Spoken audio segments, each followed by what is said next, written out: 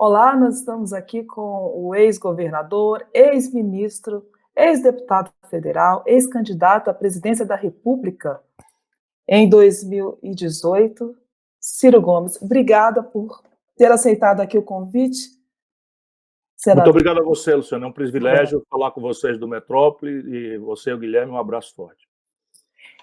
Quem vai estar comigo aqui nessa entrevista é o Guilherme Waltenberg, que é editor de política do Metrópolis.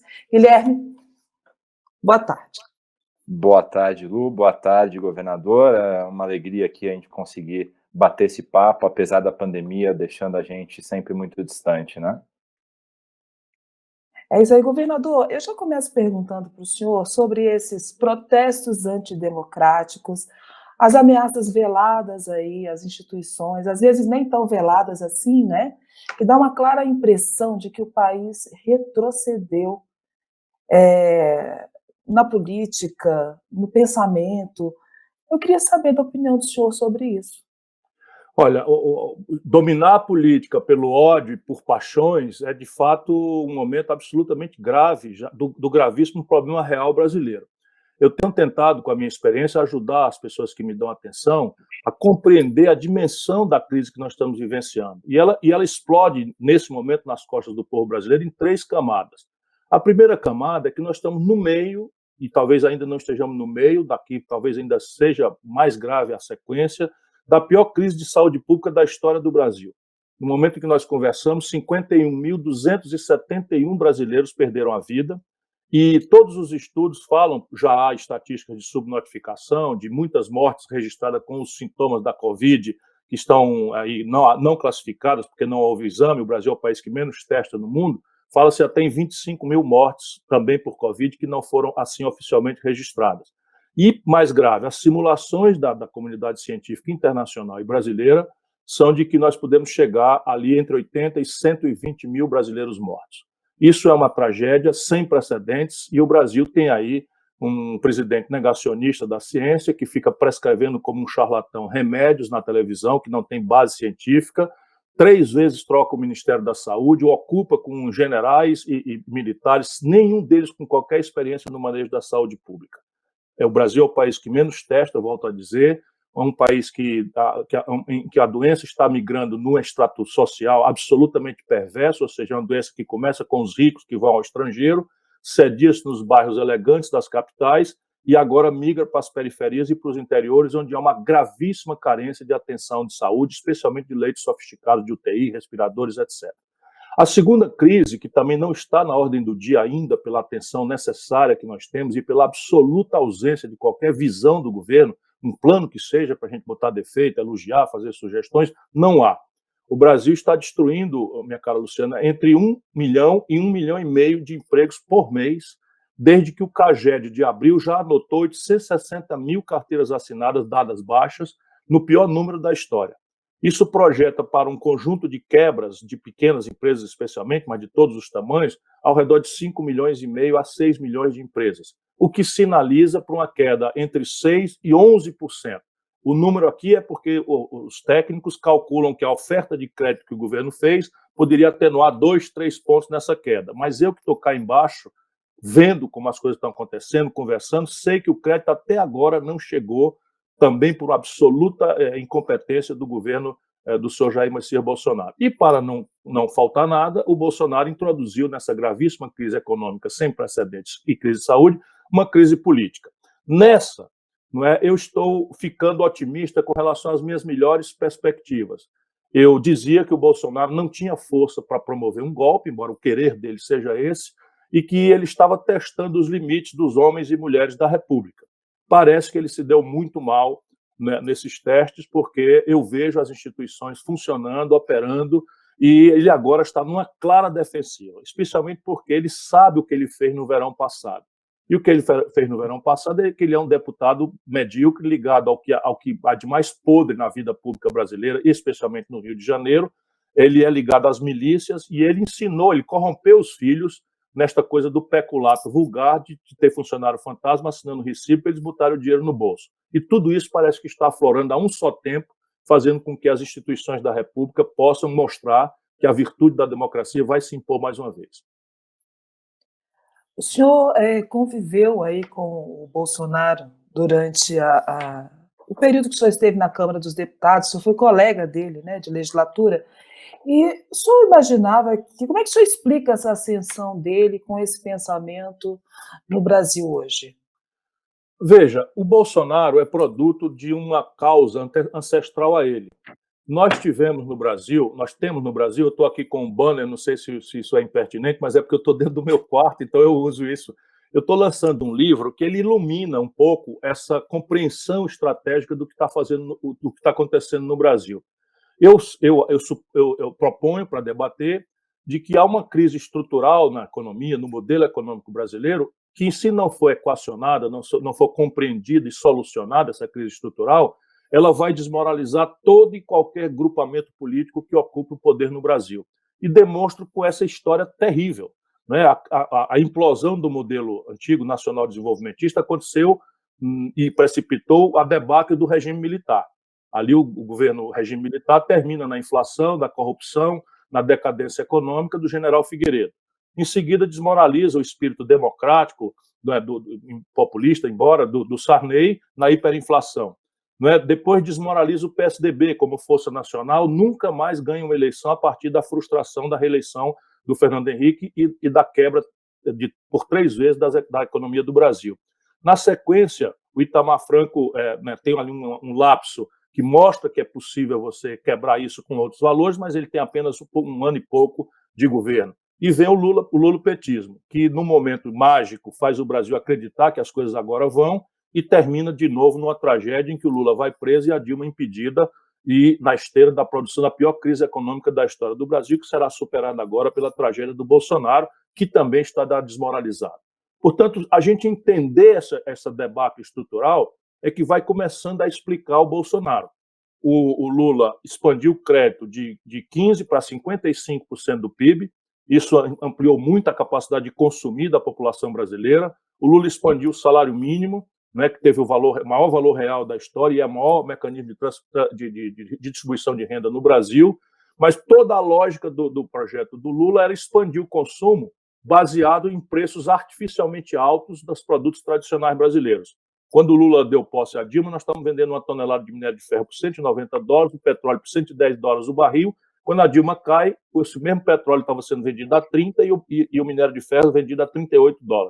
E aí o Brasil, no mesmo partido, no mesmo grupo, quebra, o crédito vira 63.700.000 pessoas humilhadas com o nome no SPC, 5.500.000 microempresas no Serasa, na antessala da falência, não é? E a população que estava 4% desempregada passa a 14%.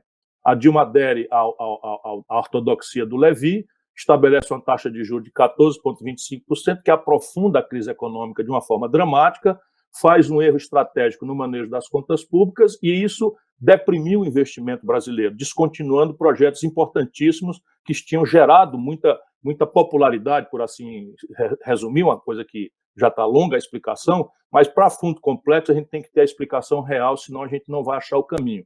E à noite a notícia em horário nobre da televisão da generalização da corrupção que alcança o braço direito do Lula, que é o Palocci, que é réu confesso e devolve dinheiro. Então isso aí predispôs a sociedade brasileira a um ódio muito grande.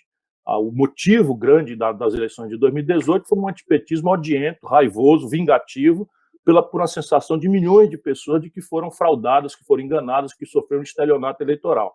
Em cima disso, vem a experiência internacional. Essas CPIs vão todas identificar isso, que eu já tenho informações. Desce no Brasil um cidadão chamado Steve Bannon, introduz uma tecnologia que nós da política brasileira jamais conhecíamos, que era a ideia de usar grupos de WhatsApp impulsionado por robôs, disseminando mentiras, que se chama fake news nesse jargão internacional, mexendo com valores que a gente sequer mexia na política. A moralidade pública, a religiosidade do nosso povo, e é o despudor com que se monta a desestruturação psicológica da liberdade do povo votar. E aí deu-se a tempestade perfeita, que foi passionalizada por uma facada ali que tira o Bolsonaro dos debates e permite, então, que essa versão mentirosa de um cara de fora do sistema, um cara que vem para moralizar o país, que vem para solucionar a segurança pública, tudo isso embalado no marketing, no dinheiro sujo. Pronto, deu-se a tempestade perfeita e nós estamos amargando essa tragédia.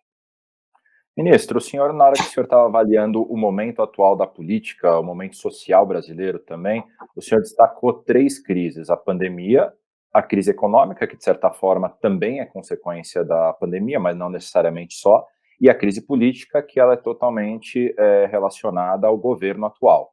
É, Ciro Gomes, se tivesse sido presidente em 2018, qual seria a reação de um eventual presidente Ciro Gomes à pandemia e a reação econômica que o senhor teria nesse momento? Eu escrevi um documento, que é uma carta aberta ao Bolsonaro, porque quando a OMS declarou a pandemia, ali princípios de março, não é, ficou flagrante que nós, brasileiros, tínhamos que fazer o que toda sociedade sadia faz, né? Baixar as armas do debate convencional, a oposição, não é, onde eu estou com muita dureza, como é meu estilo, atuando, baixaríamos as armas e faríamos um grande esforço conjunto de todos nós para salvar a vida do povo brasileiro e empregos e empresas, na medida em que, se vocês me permitirem, uma coisa é absolutamente vinculada à outra.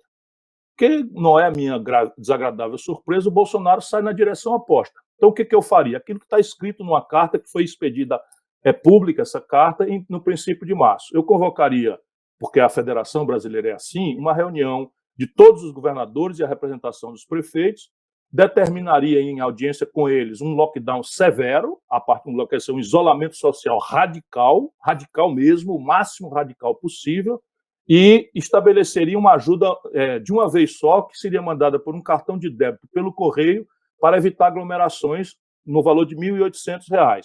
E determinaria, sem intermediação, que pela internet as micro e pequenas empresas fizessem seus empréstimos para suprir o seu faturamento, ou pelo menos 30% do faturamento anual, seria o teto do tributo, sem juros, com a carência de 8 meses, que eu acabei ajudando, por intermédio dos meus companheiros no Congresso, a formular isso no Congresso Nacional, e um prazo de resgate de 36 meses. Por quê?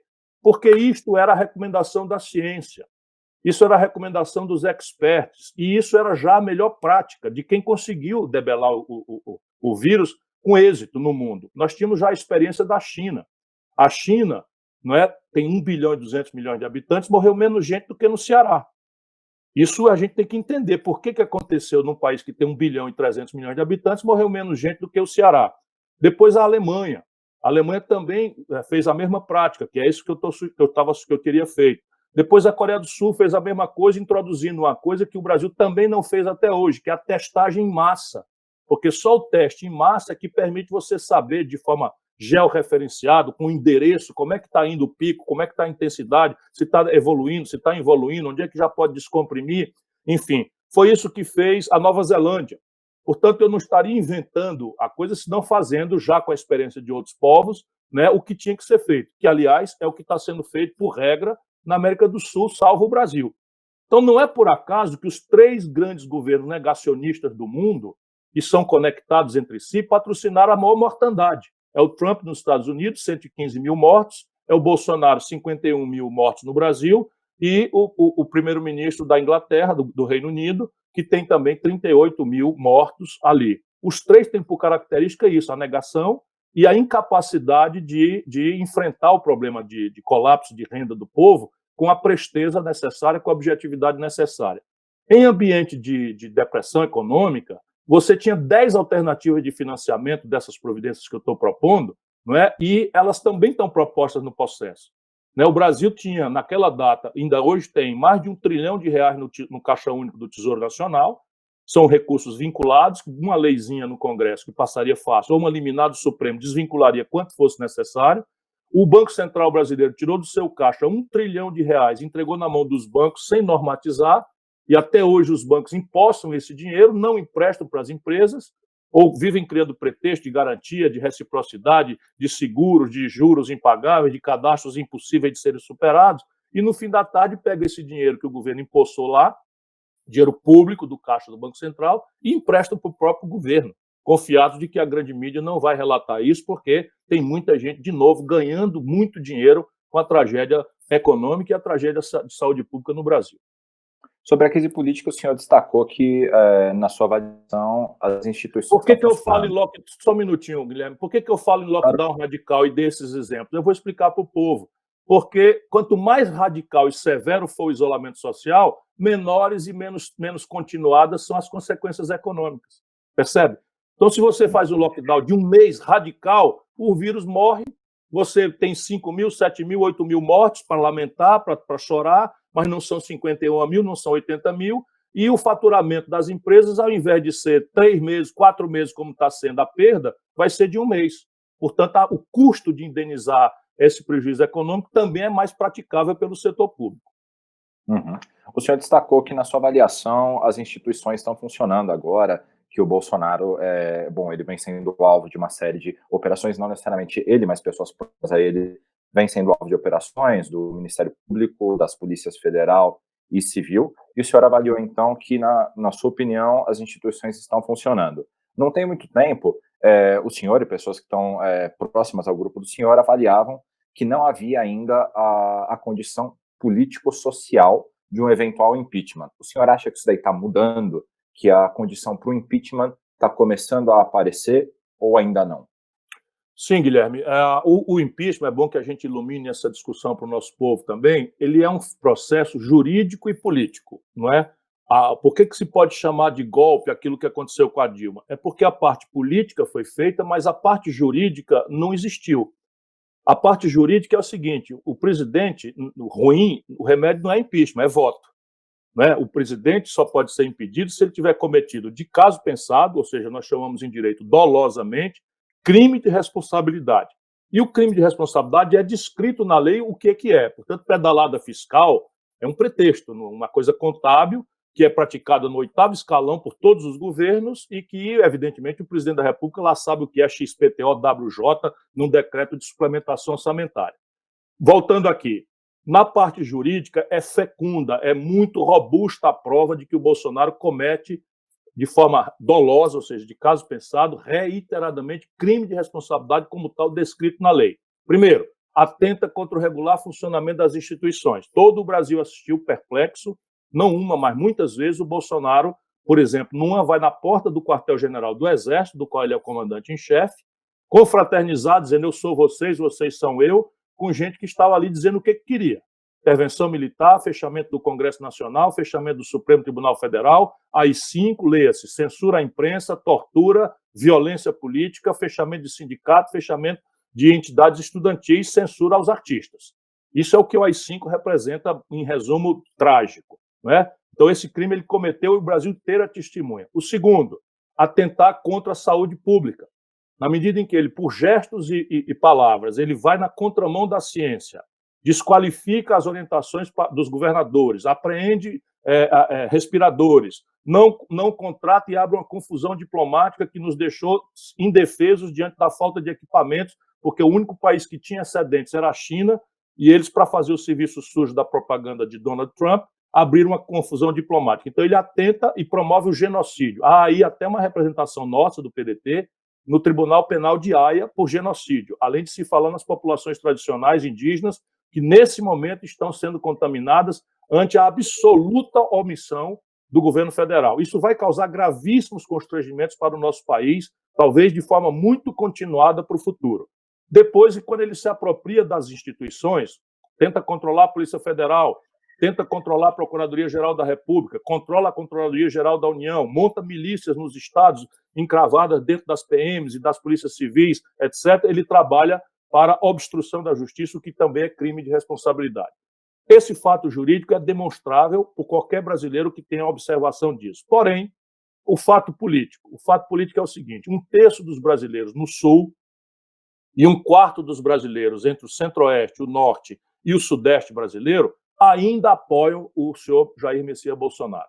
E isso dá uma base social para que ele possa, por exemplo, pelo suborno, pela corrupção, comprar votos de 1/3 dos deputados, que é o que ele precisa para impedir o impeachment. O povo não sabe, mas para a gente fazer o impeachment, nós precisamos de 2/3 mais 1 dos votos da Câmara Federal. E todo mundo está vendo o Bolsonaro loteando o governo na contramão do que falou, entregando dinheiro público para roubalheira. Aqui no Ceará, porque a grande imprensa não chega aqui, mas ele nomeou para o Banco do Nordeste, tem dezenas de bilhões de reais, vocês precisam fazer uma reportagem, dezenas de bilhões de reais de ativos, não é? O Banco do Nordeste nomearam um sujeito, fizeram lá a festa da posse do cara, todo mundo de gravata e tal, 24 horas não tinha se completado, eles tiveram que demitir porque o cara foi flagrado com pilantragem no Tribunal de Contas da União. Por aí o brasileiro que foi enganado pelo Bolsonaro veja como ele está fraudando. Então nós precisamos, com humildade, com pedagogia, né, com respeito ao nosso povo, né, por isso que eu tenho às vezes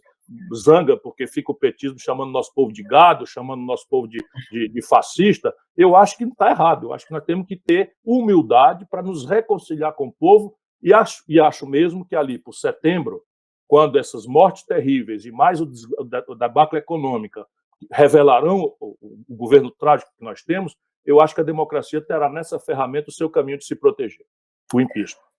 O senhor acha que o Bolsonaro vai conseguir uma base na Câmara com esse loteamento de cargos? Porque, assim, todos os governos também cederam ao Centrão, inclusive o governo da ex-presidente Dilma, para tentar. E essa estratégia não funcionou. Ela acabou sendo impeachmentada. O que o senhor acha que vai acontecer? Como é que o senhor analisa esse cenário político agora? Eu brinco, embora o assunto seja trágico, mas a gente tem que enfrentar com algum bom humor, que o Centrão, assim chamado Centrão, que nem acho justo chamar, porque isso é o lado picareta do Congresso, o centro político é uma força relevante, respeitável, que nós temos que dialogar com ela. Mas já que a grande mídia chama Centrão, para simplificar, o Centrão não vende apoio, o Centrão aluga. E a grande questão é aquela que eu estava falando ali. Se o povo brasileiro, de fato, evoluir como está evoluindo, para entender que foi vítima de uma grandíssima fraude, inclusive com dinheiro estrangeiro, na enganação de um corrupto, com a família de que ele próprio ensinou a corrupção, não é? Isso simplesmente tirará a base social do Bolsonaro e o Centrão vai-se embora e deixa o Bolsonaro falando só, como fez lá atrás. Essa mesma turma apoiou o Fernando Henrique. Na tragédia ali da desmoralização do Fernando Henrique, quando o Brasil quebrou 3 vezes, quando você olhava, estava tudo com o Lula. O Roberto Jefferson tinha o Correio no governo do Lula, o Valdemar Costa Neto tinha o DENIT no governo do Lula, para dar 2 exemplos notórios de 2 pessoas que foram condenadas e pagaram pena. Né? Todos eles estavam lá. E, na sequência, com a Dilma, também vi todos eles lá.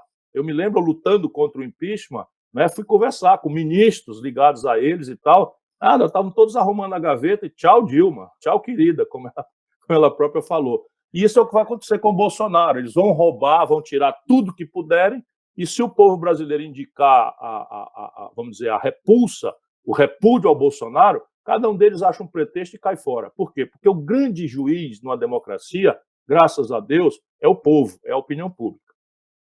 Mas, governador, falando em Lula, o Lula acusou aí a Frente Ampla de concordar, na sua maioria, com a política do Paulo Guedes, a política econômica do Paulo Guedes, que é excludente, que é privatista, que é liberal. Como é que o senhor recebeu essas críticas? E em que lugar o senhor se coloca? O Lula não está nada bem. Você sabe, o Lula tem essa versão publicitária do Lulinha Paz e Amor, que o grande gênio Duda Mendonça produziu, mas eu conheço o Lula de verdade, né? E o Lula está mal, está tomado de ódio, está tomado de rancores, e esse ódio e esse rancor é o povo brasileiro. Eu acho que na presunção dele, porque ele perdeu os amigos, os conselheiros, e com isso perdeu a humildade, se corrompeu espiritualmente, o Lula imaginava que o povo brasileiro devia ter descido em Curitiba, ter quebrado tudo lá na sede da Polícia Federal e ter levado ele para o poder como Lula, primeiro e único, rei perpétuo do Brasil. Não é? Eu estou fazendo aqui uma crítica dura, mas é necessária, porque ele precisa saber, não é, que ele está prestando um desserviço ao Brasil e está deslustrando a sua própria história, que é uma história respeitabilíssima em momentos importantes da vida brasileira. Mas veja, como é que o Lula faz uma crítica dessa natureza quando há 3 emergências que recomendam a unidade de todo mundo? Isso são 3 emergências, eu já falei, vou repetir. A gente precisa fazer o Bolsonaro aderir à ciência, parar de matar milhares de pessoas, são dezenas de milhares de pessoas que nós podemos salvar se amanhã o Bolsonaro nomear um infectologista ou nomear uma equipe de profissionais de saúde. Nós temos que pressionar por isso. Nós vamos agora pedir biografia, coerência ideológica para quem quer que seja. Essa é a primeira emergência, salvar vidas, todo mundo junto. A segunda, salvar empregos e empresas. A tragédia econômica brasileira não tem precedente, não é? Então, não é preciso que a gente faça uma força, aí todo mundo junto, por um plano. Eu não estou dizendo que a gente vai concordar com o plano, mas nós temos que forçar o governo a trazer um plano ao debate para a gente botar defeito, elogiar, e aí os liberais, os neoliberais vão se apartar daqueles outros que não pensam nisso. E a terceira dramática emergência é proteger as liberdades democráticas. Essa declaração dele foi feita quando a sociedade civil brasileira, artistas, intelectuais, a fina flor da nossa comunidade, resolveu fazer um manifesto, e evidentemente um manifesto que junta Luciano Huck com Flávio Dino tem que ser um manifesto raso. E esse manifesto apenas dizia que o Brasil precisa proteger a democracia. Meu Deus do céu! Será que o Lula não entende que isso é necessário, que todo mundo tem que apoiar, aplaudir, estimular? Não precisa concordar. A minha assinatura não está lá do lado da Luciano Huck. Mas daí eu vou tirar a qualificação de Chico Buarque de Holanda, que apoiou ele a vida inteira, de Caetano Veloso, que é uma figura extraordinária, para dar dois exemplos que estão lá, né, de Patrícia Pilar, que assina, né, de Ana Beatriz Nogueira, junto com Fernanda Montenegro, tem o Urso de Prata em Berlim. Essas pessoas estão se dispondo a correr o risco de serem insultadas, agredidas, como foram algumas delas, pelo bolsonarismo boçal, e nós vamos desqualificar? Não tem cabimento, está mal o Lula. Por último, francamente, o Meirelles é o quê mesmo? O Meirelles é o campeão do socialismo democrático? Francamente, Lula, né? Não dá para ficar fazendo a gente de abestado toda hora. Toda hora o Lula agora ele fala e pronto. O Meirelles, que comandou o governo do Lula 8 anos, que formulou uma política econômica que concentrou em apenas 5 bancos 85% de todas as transações financeiras, que consolidou a maior lucratividade do sistema financeiro mundial ao redor do cartel de bancos no Brasil, não é? Simplesmente o Palocci, que é réu confesso, que devolveu quase 100 milhões de reais de roubalheira, administrando uma política econômica extraordinariamente, né, superávites primários monstruosos para encher os juros reais os mais altos do mundo, e aí vem criticar o neoliberalismo, porque as pessoas que é neoliberal, e está cheio mesmo no Brasil, assinaram o Manifesto pela Democracia, não está nada bem o Lula. E, infelizmente, a gente precisa dizer isso, porque ele ainda é uma figura muito importante para a vida brasileira. Mas ele se perdeu, só pensa em si, está tomado, volto a dizer, a única coisa que explica é ódio. Se não for ele que mande, que desmande, ele fala assim, claro, agora prender o Queiroz, a imprensa vai ouvir o Lula e diz assim, eu espero que o Queiroz tenha direito à presunção de inocência. Ora, todo cidadão, pela Constituição, tem direito à presunção de inocência. Será que a primeira reação de um líder da oposição é lembrar o direito à presunção de inocência do Queiroz? O Lula está falando de si. Cada ocasião que alguém vai falar com ele, ele fala de si, por rancor, por mágoa, por ódio, e eu nem tiro a compreensão humana, né, de que não é brincadeira um camarada cair dos píncaros da glória e passar não sei quanto tempo preso. Eu compreendo isso com dor no meu coração. Mas enquanto fosse humano, ok, mas enquanto ele interfere na política desse jeito, ele está fazendo um mal extraordinário ao Brasil. Governador, o senhor, alguns políticos, alguns analistas notam semelhanças entre Lula e Bolsonaro. Isso gera uma certa discórdia, sobretudo entre os petistas e os apoiadores do ex-presidente, de que, bom, eles desqualificam essa comparação. Mas eu queria saber a avaliação do senhor. O senhor vê semelhanças entre o estilo do Lula e o estilo do Bolsonaro, ou alguma prática do Lula com alguma prática do Bolsonaro? Não, há uma injustiça e uma confusão nisso daí, né? Não é possível comparar um picareta de quinta categoria como o Bolsonaro, um corrupto, não é? Um cara que não tem empatia, um cara que não dá uma palavra de luto, de condolências a 51 mil compatriotas que morreram, com o Lula, que é uma pessoa que deu a vida inteira, não é, a valores que são outros valores, são valores humanos. Isso não é justo.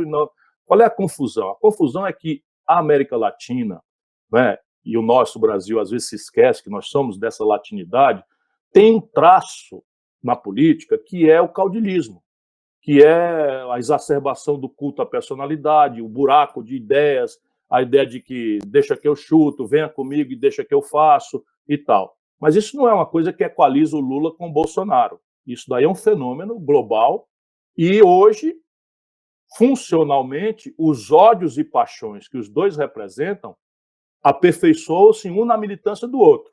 Mas vamos separar, uma coisa é o Lula, outra coisa é o Bolsonaro. O Bolsonaro está na categoria bandido para mim. O Lula está na categoria uma pessoa que se corrompeu no espírito. Eu não estou preocupado aí com essas questões de triplex, de sítio de Atibaia e tal. Ele se corrompeu de alma, ele perdeu a noção do nacional, ele perdeu a noção do popular, e coloca o projeto de poder dele, do grupinho dele, acima de qualquer outro valor, né? E está muito motivado por ódio, pelo fígado e tal. Eu conheço o Lula há mais de 30 anos, ajudei o Lula durante 30 anos, eu ajudei. Não mereço nem sequer respeito, porque ele próprio está mentindo de forma despudorada em relação a tudo e em relação até a mim. Tudo bem, eu entendo, deixo para lá, eu volto a dizer, eu boto na categoria de um cara que se corrompeu de alma, de espiritualmente, porque saiu lá do céu da glória para, não é, a humilhação de uma prisão que ele considera injusta, e eu nunca deixei de protestar contra as coisas. Agora, o que hoje representa é fazer da política uma polarização em que um sustenta o outro, isso sem menor dúvida. Basta você ver, toda vida que o Bolsonaro entra em crise, ele ameaça o povo brasileiro com a volta do lulopetismo. Não é? E o lulopetismo estabelece que o Bolsonaro é responsabilidade minha, do Fernando Henrique, para usar palavras do Lula, e não tem nenhuma responsabilidade da irresponsabilidade dele, Lula, que mentiu para o povo brasileiro dizendo que era candidato, tendo escolhido um candidato que tinha tirado 16% na reeleição em São Paulo, e a quem ele destruiu, em quem ele destruiu a personalidade, substituindo na última hora, faltando quase pouco mais de 30 dias para as eleições. E na esteira de uma candidata que ele nomeou para o Brasil, porque não era conhecida, não vinha da tradição nem sequer do PT, não conhecia o Congresso Nacional, não sabia manejar a política brasileira, e que precipitou o Brasil numa tragédia. Por isso que é picareta falar em neoliberalismo. O Brasil afundou com o Levi comandando a economia, com o PT, e agora vem falar que os neoliberais estão defendendo a democracia como se fosse uma contradição disso. Projetando aí para 2022, eu sei que é cedo, mas a gente tem visto aí movimentações, por exemplo, do ex-ministro Moro, Sérgio Moro. Como é que o senhor vê isso? O que o senhor acha dele candidato? Veja, a direita brasileira, não é a direita propriamente, mas assim, o baronato financeiro está muito apavorado com a destruição da sua agenda pela debacle trágica da experiência Bolsonaro, que, a rigor, façamos justiça, nunca foi o candidato deles. Né? A banqueirada, quando se reúne, que faz as suas tramas aí com a grande mídia, etc., etc., o Bolsonaro não estava na cogitação deles. Eles queriam o Alckmin. Então, toda a estrutura de poder, de dinheiro, de mídia, de partido político, etc., foi toda se reuniu ao redor do Alckmin. Mas, como eu disse, tem uma coisa linda, maravilhosa, incontrolável na democracia, que é o nosso povo. Nosso povo disse, não, esse daí eu não quero mais não, que eu já lembro da acolá. Aí eles tentaram o Meirelles, né, que o Lula acha que é líder do socialismo democrático, ou não, é um novo guia genial dos povos da esquerda stalinista, meu amigo Henrique Meirelles, que foi presidente do Banco Central do Lula, ministro da Fazenda do Temer e agora é secretário da Fazenda do Dória. Meu Deus do céu, só mesmo o Lula imaginar que nós somos tudo um bando de imbecil para aceitar esse tipo de declaração. Eu fico rindo de novo para não chorar. E aí tentaram o Amoedo, que era vamos dizer, o camarada ali e tal, chegando com essa história de novo, que agora, na medida da desmoralização do PT, virou essa história de nova política, o Bel Dória que chefiava a Embratur, lá no governo Sarney, né, a nossa Luciana nem nascida era ainda, eu já era prefeito de Fortaleza e protestando porque o Dória propôs criar turismo para conhecer os flagelados da seca aqui, e foi acusado de corrupção pelo Tribunal de Contas, lá no governo Sarney. Aí apresenta, não é política, é um gestor, filho de político e tal. Pois bem, essa agenda, né, não deu no couro. E aí, não tem tu, vai tu. Levaram o Bolsonaro. E o Bolsonaro fez uma homenagem para eles, dando a economia, o Banco Central, para o Guedes. Então, no Brasil é assim, a presidência pode ser qualquer agitador, animador de auditório, e aqui tem uma ironia fina já, qualquer, enfim, maluquete, desde que a economia fique controlada por essa estrutura rentista, não é, que a economia toda se destrói, o Brasil se desindustrializa, as populações perdem aos milhões os seus empregos, mas os bancos têm lucro até no meio da pandemia, como está acontecendo agora. Resultado, o Bolsonaro está desmoralizando essa agenda.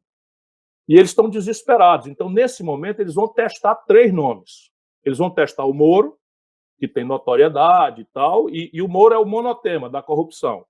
Ninguém pergunta ao Moro o que ele acha da questão da saúde, o que ele estava fazendo no governo Bolsonaro, quando os filhos do Bolsonaro estavam já escondendo o Queiroz e tal. O Moro estava lá.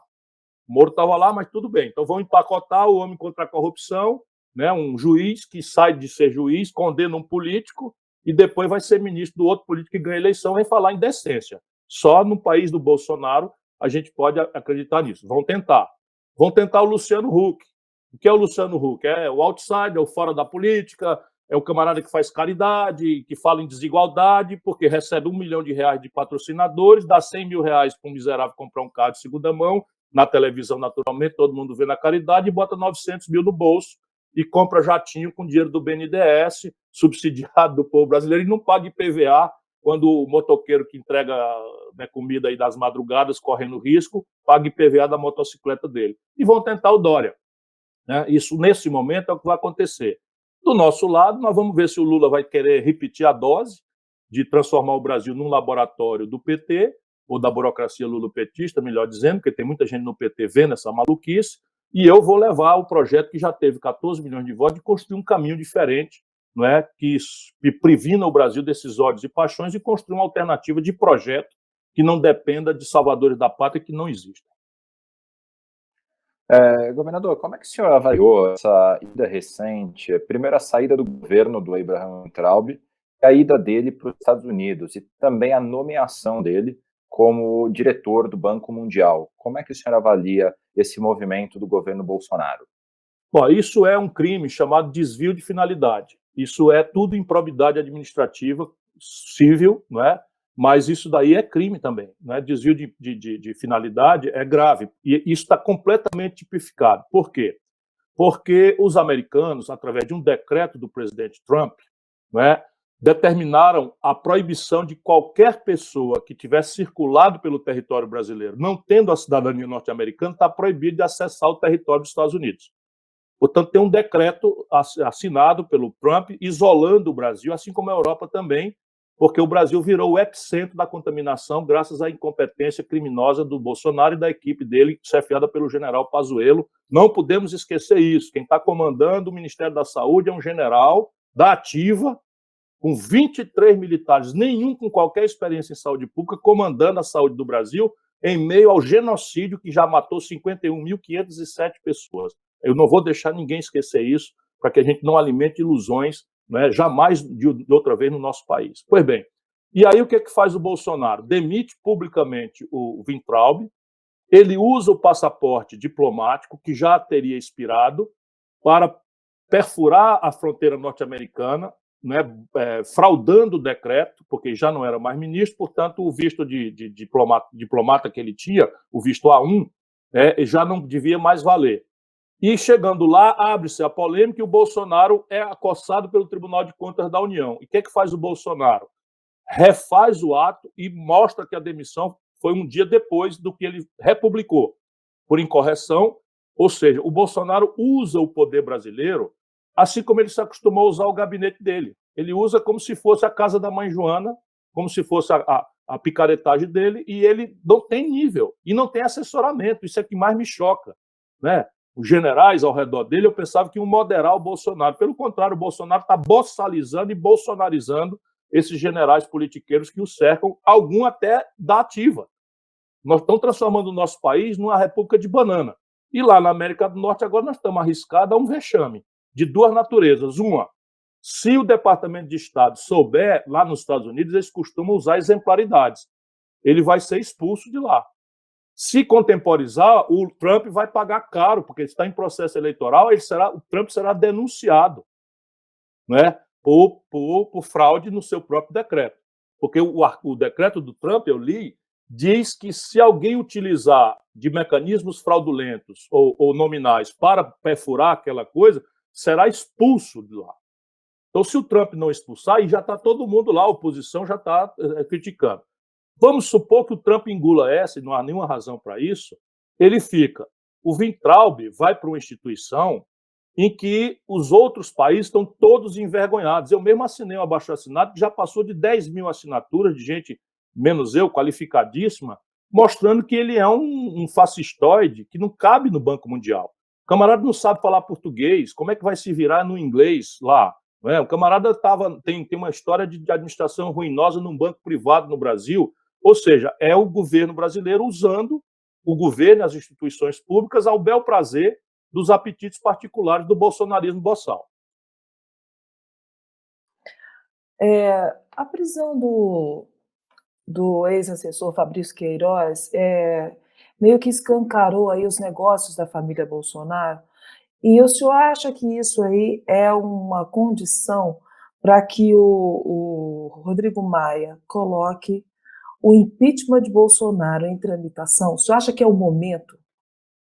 Eu vou falar por mim, né? Não devassaria jamais uma conversa das muitas que eu tenho com o Rodrigo. Falo por mim, nunca falei nesse aspecto com ele. Essa semana, o presidente Carlos Lupe, meu companheiro presidente do PDT, do meu partido, vai ter uma conversa institucional com ele em que nós vamos reclamar do adiamento ou da não definição do processamento dos pedidos de impeachment, que o PDT foi o primeiro partido que assinou, e temos 2 pedidos porque o Bolsonaro reincidiu em outros crimes e nós queríamos deixar aquilo como uma ferramenta. Qual é o cálculo, penso eu, volto a dizer, minha opinião pessoal, não objeto de devassar qualquer conversa minha com o Rodrigo. Eu acho que o Rodrigo conhece como ninguém a Câmara Federal. Ele sabe que, nesse instante, o Bolsonaro tem mais de 1/3, muito mais do que 1/3. Portanto, assinar o impeachment agora, penso eu, é basicamente dar um pretexto para esquentar a crise brasileira, esquentar a crise política e, porque não tem condição hoje, começar a dar pretexto ao Bolsonaro, de não ser chamado a se focar no enfrentamento da pandemia e da crise econômica. Então, o que ele está fazendo? Ele está olhando, o que vai acontecer na opinião pública. Ele está sabendo que a opinião pública está evoluindo e que ali por agosto, setembro, isso é o meu cálculo, volto a dizer, haverá ambiente na opinião pública em que ele possa iniciar, com a esperança de que a pandemia já tenha passado, que a gente já possa derivar as nossas atenções para o enfrentamento econômico e para o enfrentamento da crise política, dentro do ambiente democrático, porque se não há ambiente para o golpe, as instituições, na cabeça do Bolsonaro está um plano golpista.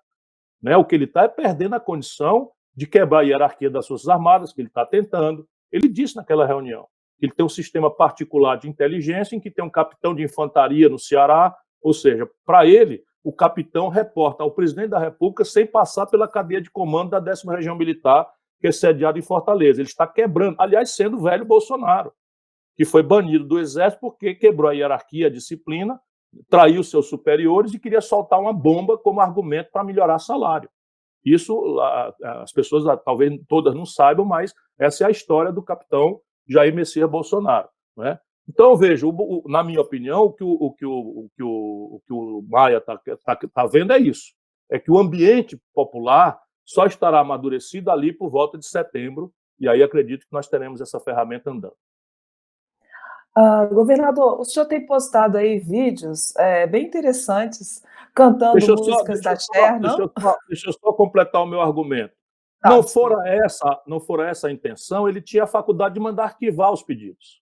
E ele não arquivou nenhum. Estão todos em cima da mesa dele. Portanto, ali é uma espada de Damocles, dizendo, Bolsonaro, te comporta, recupera teu conceito aí na opinião pública, trata a questão da saúde com decência, com competência, apresenta um plano econômico, respeita o Congresso, respeita o Supremo, ou está aqui o pacote de 40 pedidos que vai começar a andar. Entendi. Governador, agora eu gostaria, assim, só para descontrair um pouco, o senhor tem postado aí vídeos aí cantando músicas da Cher, né? O senhor usa aí um inglês bastante pitoresco, porque é um inglês com sotaque cearense, né? Inglês de Sobral, então, eu queria saber o seguinte, é o inglês de Sobral. Correto, mas com o inglês raiz de Sobral, né? Bom, aí eu queria saber do senhor o seguinte, ao início da construção aí de um Ciro Paz e Amor, nós vamos ter um Ciro diferente de 2018, em 2022, mais suave, mais produziram uma versão de mim, que de alguma forma é lisonjeira, porque depois de 40, enquanto os caras querem se apresentar como novo, a nova política, eu quero me apresentar como o mais experiente, o mais treinado, o que melhor conhece a economia brasileira, a geografia, os atores políticos. Ninguém conhece o território brasileiro como eu, talvez o Lula, conheça o território brasileiro como eu, mas eu estou mais atualizado, tenho andado na vida brasileira, conheço todo mundo dos diversos partidos, fui colega da maioria, até do Bolsonaro, eu fui contemporâneo na Câmara, enfim, conheço a liderança do Brasil, conheço a crise econômica que retrocede a economia da metade sul do Rio Grande do Sul, sei que no poderoso estado de São Paulo, o Vale do Ribeira é a região mais pobre, sei que o Vale do Jequitinhonha, Mucuri, em Minas Gerais, é a região mais pobre, sei da grande angústia do nosso povo de Taguatinga, lá na fronteira com a Colômbia, porque é a mesma cidade de Letícia, que é fronteira, a faixa de fronteira, cabeça do cachorro. As pessoas daqui que o Moro sabe o que diabo é isso, já passou a campanha. Né? Então, eu conheço profundamente o Brasil. E já fui tudo, ministro da Fazenda, ajudei a fazer o real, não tenho uma acusação de imoralidade. Nunca respondi a uma acusação por corrupção, nem para ser absolvido, que nada mais é do que a minha obrigação, mas isso é que eu acredito, em vez de conversa fiada, o exemplo. Né? Então, eu tenho um projeto, eu tenho proposta, eu tenho ideias, eu posso estar errado, mas eu não me furto de debater. Então, aqui no Ceará, no nosso interior, onde eu aprendi esse inglês com sotaque de Sobral, tem um ditado popular que diz que na política, quando o adversário não tem defeito, a gente cria. Né? Então, vão dizer o que de mim? Que eu sou muito preparado, que eu sou honesto? Não, tem que dizer alguma coisa. Aí o que é? Eu sou um cara afirmativo. Eu não fui educado na Suíça, eu fui educado na escola pública a maior parte da minha vida, no interior do Ceará. E veja, eu falo as coisas, falo com clareza. Eu acabei de dizer para vocês que os bancos receberam R$1 trilhão do Banco Central, imposta esse dinheiro e no fim da tarde empresta para o próprio governo. Não vão me perdoar jamais. E aí é o bocão, é por quê? Para desqualificar, é o pavio curto. Eu nunca cometi um desatino na minha vida pública, nunca. Cadê um vídeo? O Ciro era ministro e cometeu um desatino. Cadê um vídeo? O Ciro era governador e cometeu um desatino. Não tem esse precedente. Agora, tem frase dura, tem frase coisa e tal. Eu sou um cara que eu não quero, sabe, trocar meu sangue latino por um sangue de barata diante de um povo que confia em mim. Nunca perdi uma eleição na minha comunidade. E não é porque eu faço milagre, não. É porque eu sou uma pessoa limpa, séria, não ando mentindo, não ando prometendo que não vou fazer. Enfim. Portanto, claro, agora eu tenho 62 anos, na eleição eu vou ter perto de 64, o que já recomenda, né, uma ponderação, não é, de um provecto, mas não vou mudar, não. Não vou mudar, não. Esse negócio de mudar a personalidade para se eleger não serve para mim. Ministro, a gente já está chegando aqui no fim da nossa entrevista, uma conversa excelente. Eu queria te fazer só uma última pergunta. A gente conversou na semana passada com a Marina Silva e ela está em parceria com o senhor, ajudando a articular nessa frente os partidos de centro-esquerda que buscam fazer uma oposição diferente da oposição do PT ao atual governo. A Marina disse que ela não faz questão de ser uma cabeça de chapa, de ser ela candidata a presidente em 2022. Ela deixa esse posto em aberto para quem, nesse momento, tem ali o que seria a melhor performance ou o melhor conjunto de apoios políticos. O senhor faz questão de ser cabeça de chapa nas eleições de 2022 ou o senhor consideraria a hipótese de ceder a cabeça de chapa a um outro candidato que eventualmente estivesse melhor posicionado nas pesquisas ou nas articulações ali com outros partidos, enfim, aquele monte de hipóteses que pode acontecer naquele momento? Guilherme, eu quero ser candidato a presidente, mas a Marina tem toda a razão. Não é? Nós não podemos construir uma coisa grande para o país colocando como condição que as pessoas venham aderir a você. Isso é o que nós denunciamos no lulopetismo corrompido. Então, nós temos que colocar o projeto na frente, temos que costurar esse projeto em ampla participação de todo mundo. Mas, de novo, deixa eu iluminar a discussão. Nesse momento, nós temos 3 urgências: salvar vidas, salvar empregos e salvar as liberdades democráticas. Nesse entendimento, nós não temos restrição de nada, porque não tem nada eleitoral no assunto. Nós temos que estar todo mundo junto. Todo mundo que for democrata, todo mundo que estiver chocado, como eu estou, né, com o genocídio com que a irresponsabilidade do Bolsonaro tem praticado contra a família brasileira, e todo mundo que estiver, como eu, dramaticamente preocupado com os milhões de empregos que estão sendo destruídos e as empresas, temos que fazer alguma coisa juntos. A luta eleitoral, no nosso caso, Marina, da Rede, PV do Pena, PSB do Carlos Siqueira, não é? E PDT do Carlos Lupe, nós estamos agora já adiantados, alinhavando entendimentos nas prefeituras. Nós vamos ter uma eleição esse ano. Então, nós já estamos adiantados. Não é? No projeto do impeachment, já entrou Cidadania, do Roberto Freire, que não está nesse projeto eleitoral. E em nada a gente deixou de ter muita alegria com a chegada do Cidadania do Roberto Freire na luta, não é, que ele está construído juntos, na origem do Janelas pela Cidadania, para ajudar o povo a entender que o impeachment é para salvar o Brasil do desastre criminoso que o Bolsonaro está praticando. 2022 será produto da acumulação dessas coisas. Não é? Então, eu para ser honesto, eu cultivo isso, não é? Eu quero dizer que eu quero ser, mas não me imponho como candidato, porque eu sei que qualquer pretensão pessoal tem que ceder lugar ao que é importante para o país. Celebrar um novo e generoso projeto nacional, com a ampla participação do Brasil que produz, do Brasil que trabalha, para virar o jogo trágico de economia e de política que o Brasil está vivenciando, a tragédia dos milhares de brasileiros que estão morrendo, não é? E a escolha do nome da pessoa, do homem ou mulher, que for interpretar isso, deve ser um processo natural com a maturação desse projeto. Governador, queria agradecer novamente aí a entrevista, foi quase aí 1 hora de uma conversa bem interessante sobre o cenário político, econômico e social brasileiro. Queria agradecer a minha colega Lucia Lima, que me acompanha de novo nessa entrevista e, enfim, vamos continuar conversando, a gente está sempre de olho nas movimentações do grupo do senhor, afinal de contas, a gente está reportando o que está rolando no Brasil. Muito obrigado. Guilherme, obrigado, Luciano. Deixa eu fazer aqui um rápido comercialzinho para a noite de insônia. Isso aqui é a minha contribuição pessoal ao debate de um projeto nacional para o Brasil. É um livro que está na Amazon.com e quem puder me dar a honra de criticá-lo vai me alegrar muito. Obrigado, muito obrigado, então. governador. Um abraço, obrigado a vocês.